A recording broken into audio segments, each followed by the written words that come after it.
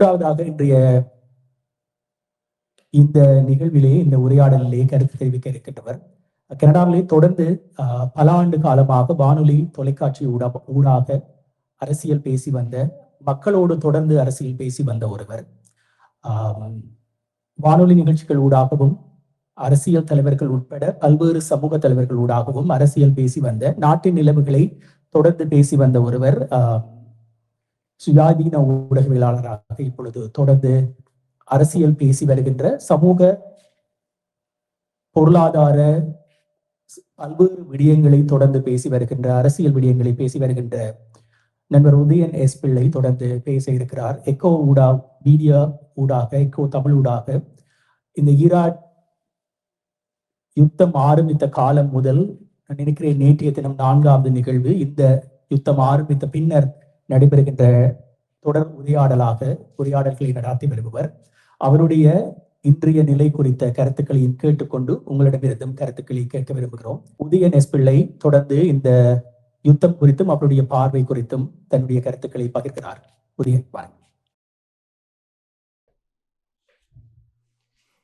பேசைகளில் இருக்கிற கதிரையும் பிடிக்கிற மைக்கு முக்கியம். அதை பிழைச்சி தானே எல்லாம் பிழைச்சி போயிடும். கையில் ஒரு துண்டும் வச்சுருக்கணும், அதை பார்த்து பேசுகிறவங்க வெளியும் ஒரு துண்டும் வச்சுருக்கணும். இன்றைய இந்த நிகழ்ச்சிக்கு வருகை தந்திருக்கக்கூடிய அனைவருக்கும் இனிய மாலை வணக்கம். இவ்வாறான ஒரு சமூக கலந்துரையாடல் இடம்பெற வேண்டும் என்ற கோரிக்கை விடுக்கப்பட்டதை அடுத்து அதற்கான ஏற்பாடுகளை செய்து கொடுத்த TCM சஞ்சிகையினுடைய ஆசிரியர் லங்கதாஸ் பத்மநாதன் அவர்களுக்கும் உறுதுணை புரிந்த அனைவருக்கும் நன்றியை தெரிவித்துக் கொள்கிறேன். இன்றைய இந்த நிகழ்ச்சியினுடைய கருப்பொருள் மத்திய கிழக்கு யுத்தமும் கனடாவும் என்பதாகும். அவை அந்த கருப்பொருளின் அடிப்படையிலே இந்த போர் சார்ந்து, போருடைய போக்கு சார்ந்து கனடா எவ்வாறான தெரிவுகளை வைத்திருக்கிறது, எவ்வாறான தெரிவுகளூடாக பயணிப்பது சாத்தியமானது என்ற கேள்விகளுக்கு பதில் தேடுகின்ற ஒரு முயற்சியாக என்னுடைய உரையை அமைத்து கொள்ள விரும்புகின்றேன். பொதுவாக வானொலி தொலைக்காட்சி நிகழ்ச்சிகளிலே அரசியல் பேசுகின்ற பொழுது கேள்விகளை நாங்கள் கேட்கலாம். ஒருவர் சாதகமாக பதில் சொன்னாலும் எதிர்த்து கேட்கலாம், எதிர்த்து சொன்னாலும் சாதகமாக கேட்கலாம். பொதுவிலே எங்களுடைய நிலைப்பாடு என்ன என்பது சில சமயங்களிலே கண்டுகொள்ள முடியாது.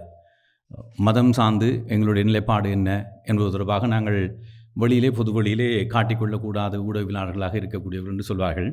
ஆனால் இப்பொழுது உரை என்று வருகின்ற பொழுது எங்களுடைய நிலைப்பாடு வெளிப்பட்டு விடுமோ என்ற ஒரு அச்சம் இருந்தாலும், ஊடகத்துறையிலே நாங்கள் அந்த பக்கமும் இல்லாமல் இந்த பக்கமும் இல்லாமல் பேச முடியாது.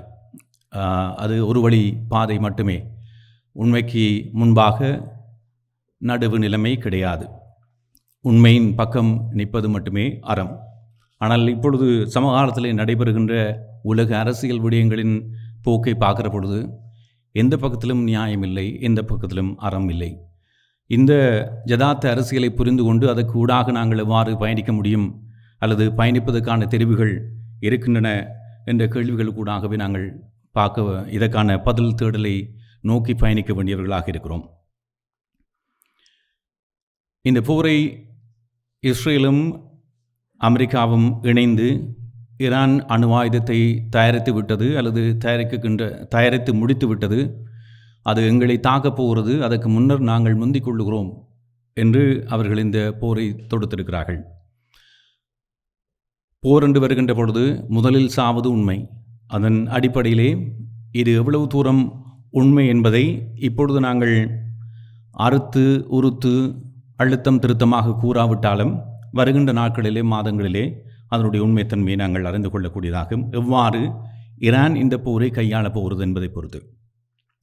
ஆனால் இந்த போரை மிக வேகமாக தலைமையேற்று நடத்துவது போன்ற தோற்றப்பாடு அமெரிக்காவிடம் இருக்கிறது.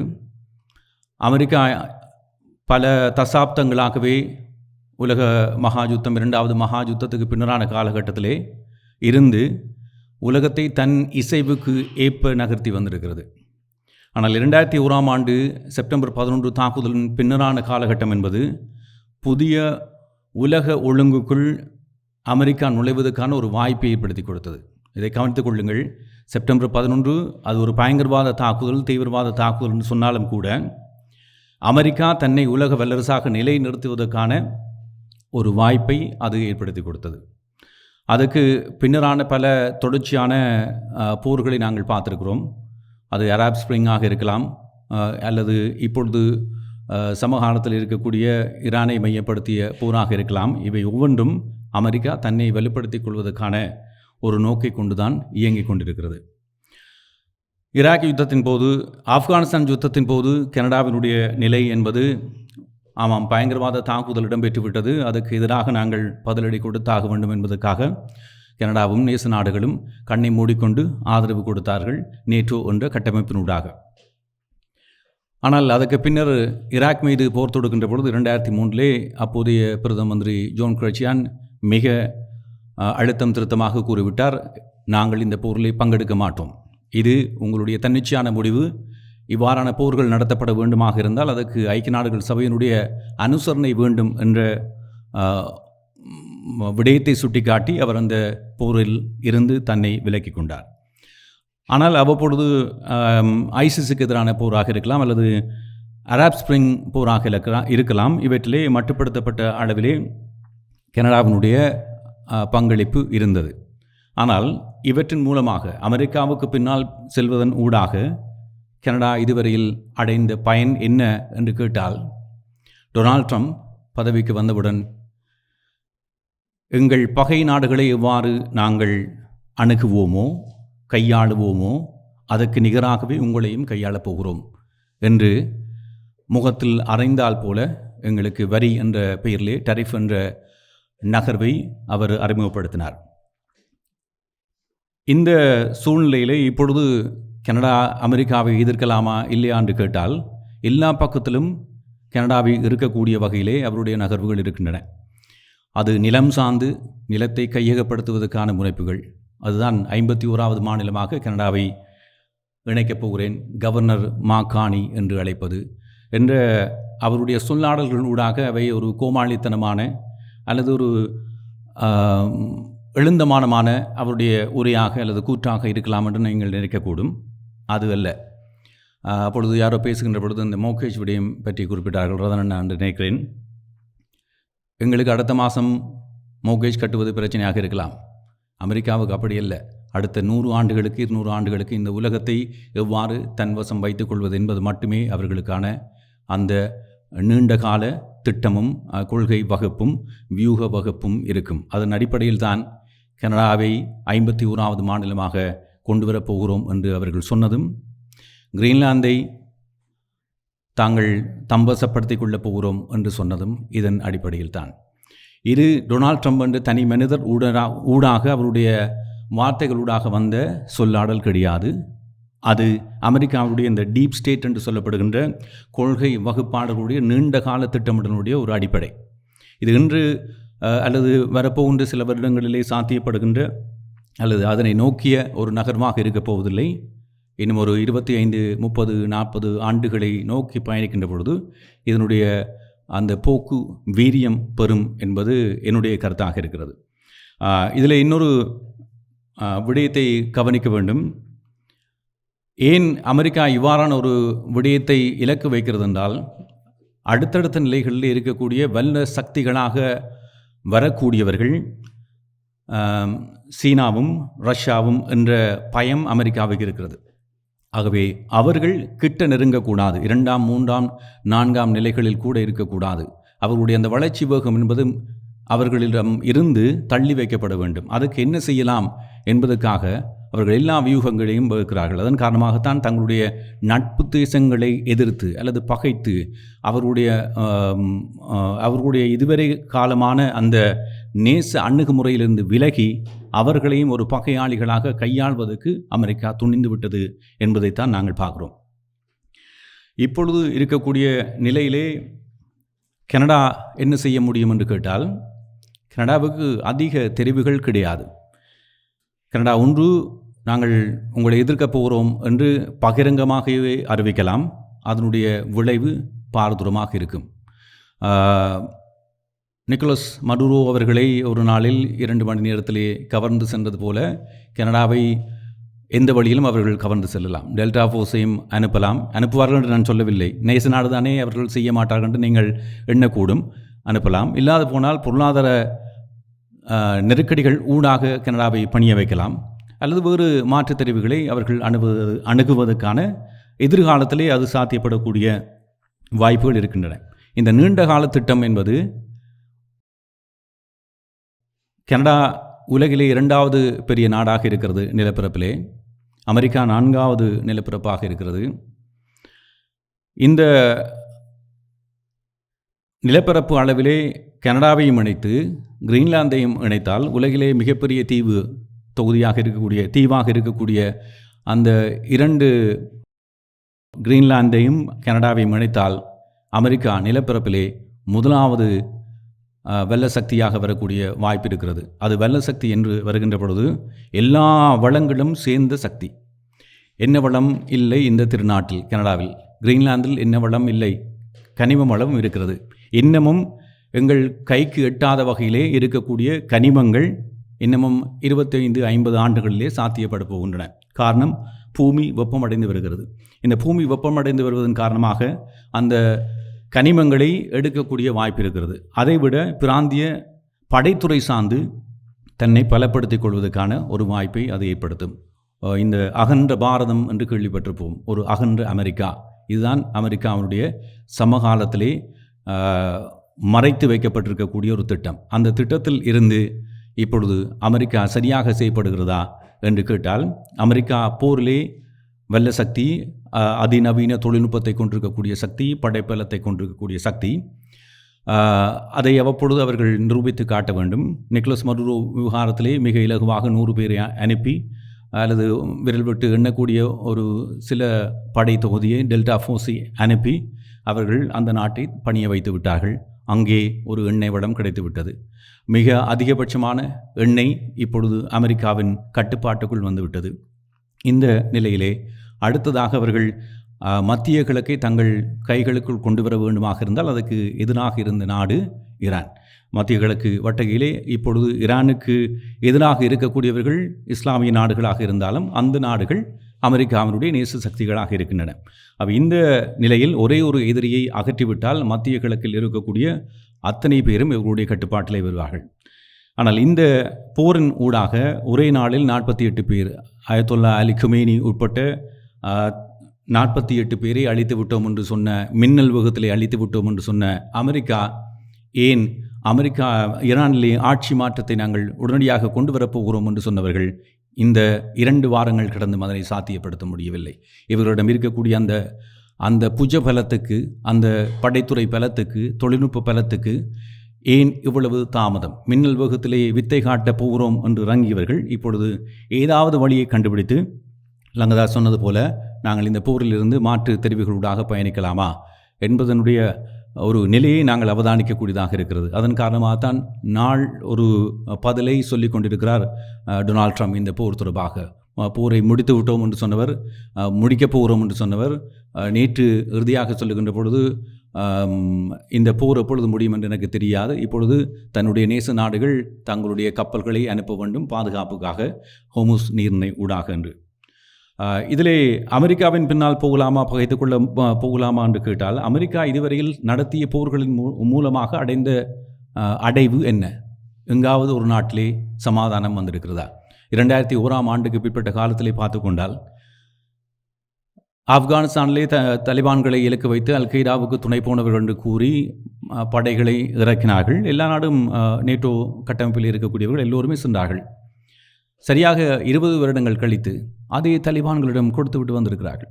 தலிபான்களுக்கு கட்டாரிலே அலுவலகம் அமைத்து கொடுத்து அவர்களிடம் அந்த ஆட்சி பொறுப்பை கொடுத்திருக்கிறார்கள். அவர்கள் உத்தியோகபூர்வமாக கொடுக்கவில்லை. போரில் வெல்ல முடியாது, அதுதான் நிலவரம். முஜாஹிதீன் காலத்தில் கூட 79-89ஆம் ஆண்டு காலப்போதுகளிலே இதே போன்ற நிலையை தான் ரஷ்யாவும் எதிர்கொண்டது.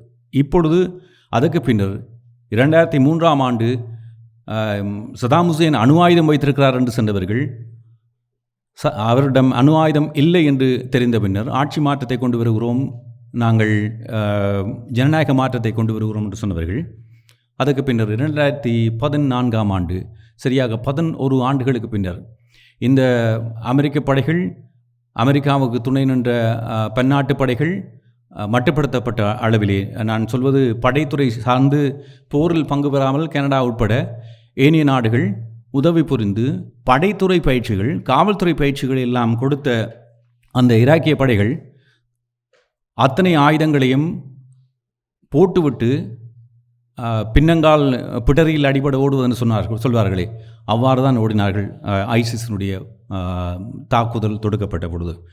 அதற்கு பின்னர் நாங்கள் அராப் ஸ்ப்ரிங்கை பார்த்தோமாக இருந்தால் அது ஒரு தன்னெழுச்சியான போராட்டமாக இருந்தாலும் அதுக்கு பின்னால் அமெரிக்காவும் அமெரிக்காவுடைய நேச சக்திகளும் அந்த அராப் ஸ்ப்ரிங் எழுச்சியின் பின்னால் இருந்தன. மட்டுப்படுத்தப்பட்ட தாக்குதல்கள் நடத்தப்பட்டன. கனடாவை பொறுத்தவரையிலே லிபியாவிலே இராணுவ ரீதியாக நேரடியாக பங்கு கொண்டது. அதற்கு பின்னர் சிரியாவில் போர் நடைபெற்ற காலப்பகுதிகளில் நாங்கள் பார்க்குறோம். சிரியாவில் போர் நடத்துவதிலே பஷார் அல் அசாத்துக்கு எதிரான படைகளை வெல்ல முடியாத ஒரு சூழ்நிலை இருந்த அந்த இக்கட்டான சூழ்நிலையிலே ரஷ்யாவினுடைய அதிபர் விளாடிமிர் புட்டினும் ஈரானுடைய ஆயத்துல்லா அலி கமீனி தலைமையிலான அந்த இராணுவ கட்டமைப்பும் தான் அவருக்கு உதவி புரிந்து அங்கே ஒரு மீளவும் பஷார் அல் அசாத்தினுடைய படைகள் தங்கள் நிலங்களை கைப்பற்றுவதற்கான உதவியை புரிந்தன. ஆனால் 2024 ஒரு ஜனநாயக மாற்றத்துக்கு பின்பாக ஜனநாயக மாற்றம், ஒரு புரட்சி வந்தது. அங்கே சர்வாதிகார ஆட்சியாளர் அகற்றப்பட்டார் என்று சொல்லப்பட்ட போதிலும் கூட இப்பொழுது அங்கே சமாதானம் வந்துவிட்டதா? துனிசியாவில் சமாதானம் வந்துவிட்டதா? எகிப்தில் 30 ஆண்டு கால சர்வாதிகாரி ஹோஸ்னி முபாரக் பதவியிலிருந்து அகற்றப்பட்டார், அங்கே சமாதானம் வந்துவிட்டதா? லிபியாவில் மோமர் கடாஃபி அகற்றப்பட்டார், அங்கு சமாதானம் வந்துவிட்டதா? ஏமனிலே வந்துவிட்டதா என்று கேட்டால் அமெரிக்கா விரும்பிய அல்லது நேரடியாகவோ மறைமுகமாகவோ பங்கெடுத்து எங்குமே சமாதானம் பெறவில்லை. அவை முழுக்க முழுக்க தன்னுடைய பலத்தை பறைசாற்றுவதற்கு நிலைநிறுத்திக் கொள்வதற்காக இந்த போர்களை பயன்படுத்தி கொண்டிருக்கிறது. அதன் அடிப்படையில் தான் இந்த போரும் பயன்படுத்தப்படுகிறது. இதிலே அமெரிக்கா தன்னுடைய பலத்தை காட்டுகிறது, புரிகிறது. பல போர்க்கப்பல்களை அளிக்கிறார்கள், ஈரானுடைய தலைமைப்பிடத்தை அளிக்கிறார்கள், ஈரானுடைய அந்த கட்டுமானத்தை உடைக்கிறார்கள், அளிக்கிறார்கள் என்பது புரிகிறது. ஆனால் இதனூடாக அமெரிக்காவினுடைய பலவீனமும் வெளிப்பட்டிருக்கிறது. நீங்கள் நினைத்தது போல மத்திய கிழக்கிலே ஈரான் மீதான யுத்தத்தை நடத்த முடியவில்லை என்பது இன்று நாங்கள் கண்கூடாக பார்க்கக்கூடிய ஒரு விடயமாக இருக்கிறது. இதிலே நாங்கள் கனடா தன்னுடைய மூக்கை நுழைத்துக் கொள்ளலாமா? இந்த சந்தர்ப்பத்திலே எவ்வாறு அமெரிக்காவினுடைய கோரிக்கைகளிலிருந்து தப்பித்துக் கொள்ளலாமா என்று கேட்டால், கனடாவை பொறுத்தவரையிலே கனடா மிக நெருக்கடியான ஒரு காலகட்டத்துக்குள் இப்பொழுது சென்று கொண்டிருக்கிறது. காரணம், தான் நம்பியிருந்த மிக சக்தி வாய்ந்த உலக வல்லரசாக விளங்கிய அமெரிக்கா கனடாவை கைவிட்டிருக்கிறது. ஆகவே இந்த குறைந்த தெரிவுகளுக்கு மத்தியிலே அமெரிக்காவை எவ்வாறு சமாளிப்பது என்பது மட்டும்தான் எங்களிடம் இருக்கக்கூடிய கேள்வி. அதற்கான பதிலை தேடியே நாங்கள் பயணிக்க வேண்டியவர்களாக இருக்கிறோம்.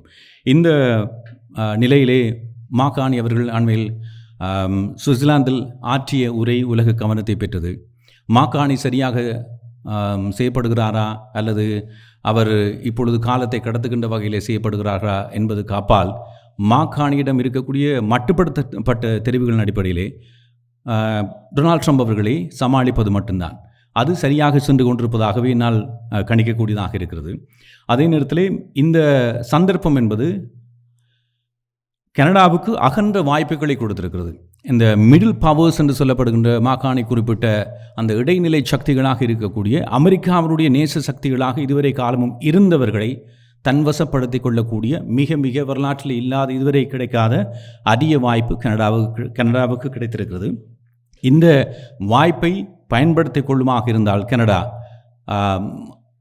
தன்னிறைவு பெறுவதற்கான ஒரு பாதையை நோக்கி நகரக்கூடியதாக இருக்கும். நாங்கள் எல்லா வளங்களும் கொண்டவர்கள், ஆனால் எங்கள் வளங்கள் முழுமையாக பயன்படுத்தப்படவில்லை.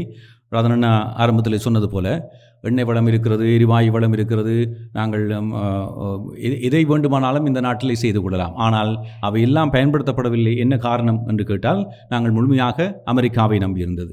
ஒரு வாகன உதிரிப்பாகும் 8 தடவைகள் ஏன் இந்த அமெரிக்க கெனடிய எல்லையை கடக்க வேண்டும்?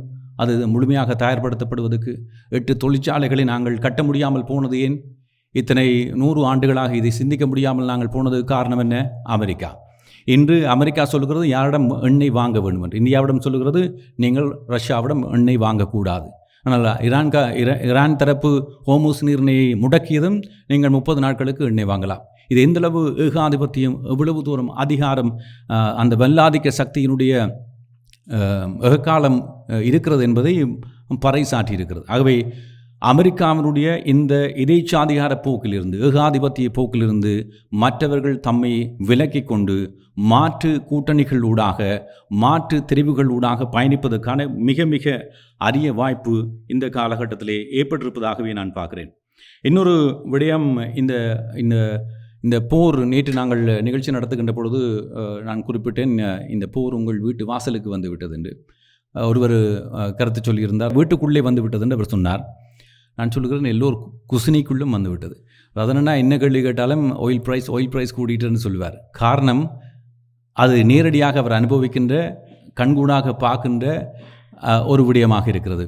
அவை அதே போன்றுதான் உங்களுடைய மளிகை சாமான்களிலிருந்து, உணவுப் பொருட்களுக்கான தேவையிலிருந்து எல்லா விதமான விடயங்களும் நீங்கள் அதனுடைய தாக்கத்தை உங்கள் வீடுகளிலே, இல்லங்களிலே அனுபவிக்கப் போகிறீர்கள் என்பதற்கான ஒரு ஒரு நிலை இப்பொழுது தவிர்க்க முடியாமலே பெற்றிருக்கிறது.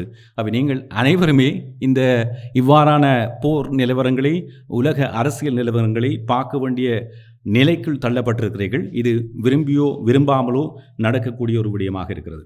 இன்னொரு விடயம், இந்த போர் சார்ந்து பார்க்குற பொழுது அமெரிக்கா வெல்லுகிறதா இல்லையான்னு கேட்டால், இந்த அமெரிக்கா இந்த போரை நடத்துகின்ற பொழுது இன்னொரு புறத்திலே அதனுடைய அறுவடையை யார் செய்ய போகிறார்கள் என்று பார்த்தால் சைனாவும், ரஷ்யாவும், வடகொரியாவும். இன்று ஈரானுக்கு பக்கபலமாக வெளிப்படையாக இல்லாது போனாலும் கூட சைனாவும், ஈரானும், வடகொரியாவும் அத்தனை உதவிகளையும், தம்மால் இயன்ற அத்தனை உதவிகளையும் வழங்குகிறார்கள்.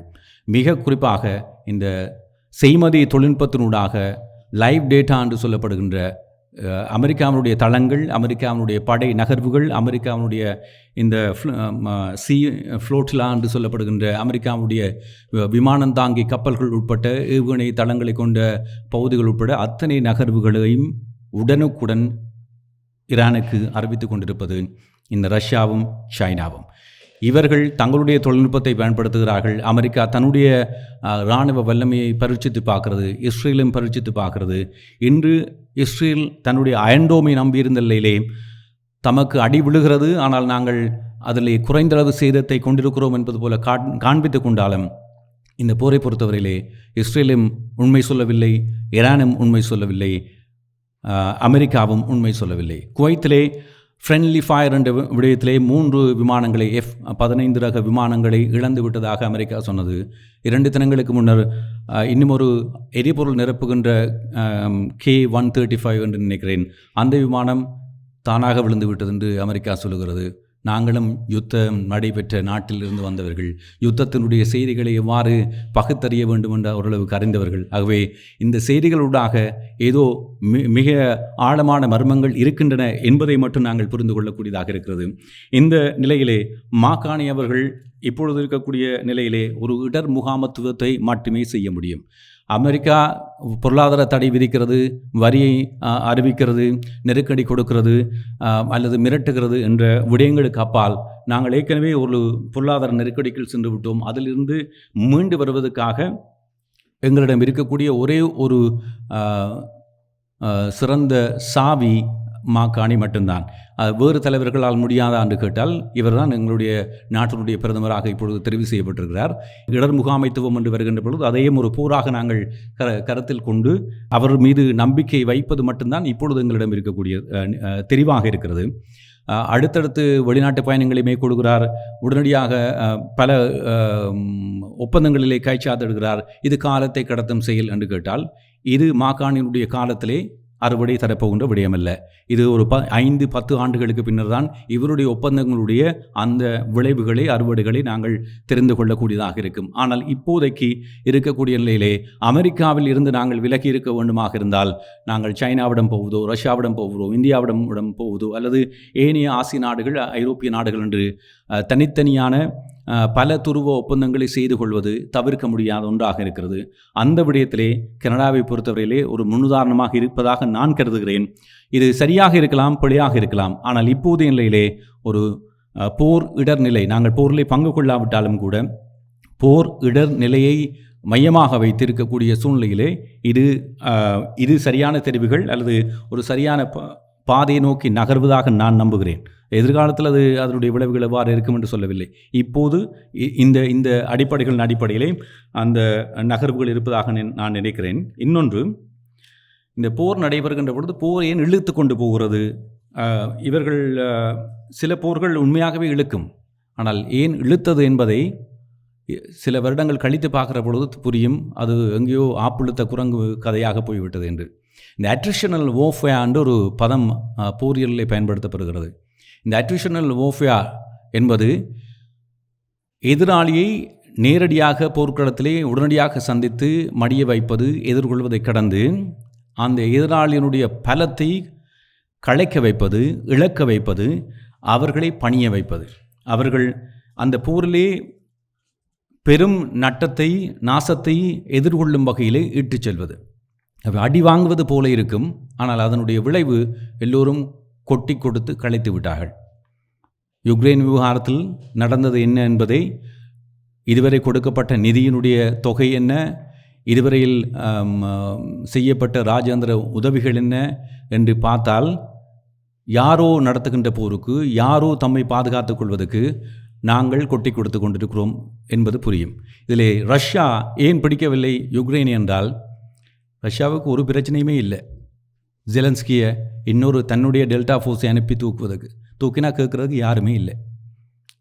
நீங்கள் வெனிசுலாவின் ஜனாதிபதியை தூக்க முடியுமாக இருந்தால் விளாடிமிர் புட்டின் ஜெலன்ஸ்கியையும் தூக்க முடியும். நீங்கள் யாருமே கேட்க முடியாது. ஆகவே இந்த போரிலே ரஷ்யா 2014ஆம் ஆண்டு ஐசிஸுக்கு பிற்பட்ட காலத்திலே, அதனோடு சமகாலத்திலே சிரியாவில் தன்னுடைய படைகளை நிலத்திலே இறக்கியது. கவனித்துக் கொள்ளுங்கள், அமெரிக்கா உட்பட மேற்குலக நாடுகள் அந்த போர்க்களத்தில் நின்றார்கள், தரையிலே நிற்கவில்லை.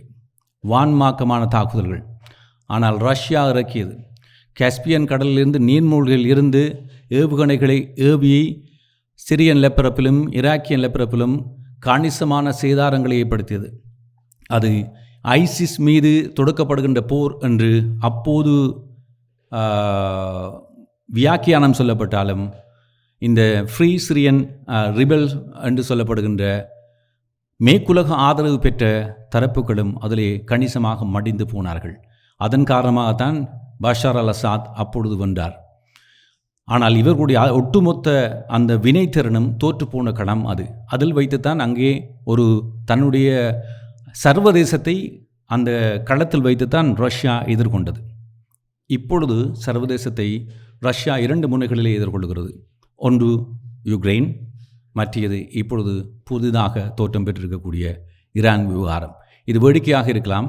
ஆனால் போர் இழுக்கின்ற பொழுது, போர் சேடம் இழுக்கின்ற பொழுது நீங்கள் இதை புரிந்து கொள்வீர்கள். இப்பொழுது டொனால்ட் ட்ரம்பினுடைய நிலை நான் முன்னர் குறிப்பிட்டது போல ஆப்பிழுத்த குரங்கு நிலை. இப்பொழுது நாங்கள் பலமாக இருக்கிறோமா பலவீனமாக இருக்கிறோமா என்று கேட்டால், கனடா பலவீனமாக இருக்கிறது. ஆனால் முன்னர் எப்போதும் இல்லாததை விட மிக மிக அதீத பலத்தை பெருக்கக்கூடிய பலத்தோடு இருக்கிறது என்பது என்னுடைய கணிப்பாக இருக்கிறது. இதுதான் நாங்கள் சொந்த காலில் நிற்பதற்கான ஒரு காலம். இதுதான் நாங்கள் தன்னிறைவு பெற்ற ஒரு வல்ல சக்தியாக எம்மை நிலைநிறுத்துவதற்கான காலம். கனடாவை போன்று அமெரிக்காவுடைய பழைய நேச சக்திகளும் தம்மை தன்னிறைவு பெற்றவர்களாக ஒருவரை ஒருவர் சார்ந்திராமல் தம்மை உயர்த்தி கொள்வதற்கான ஒரு காலகட்டம் இது.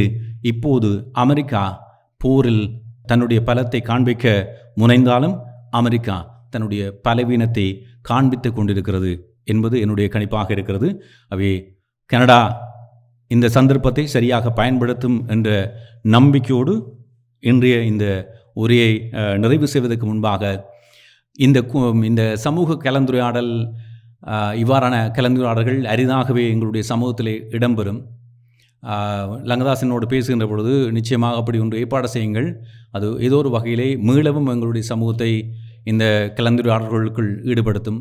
நாங்கள் மிகவும் பொருளாதார தடைகளுக்குள், மின்சாரம் இல்லாத காலகட்டம், எங்களுக்கு அடுத்த வேளை உணவு இல்லை என்ற காலகட்டங்களை கடந்து வந்தவர்கள்.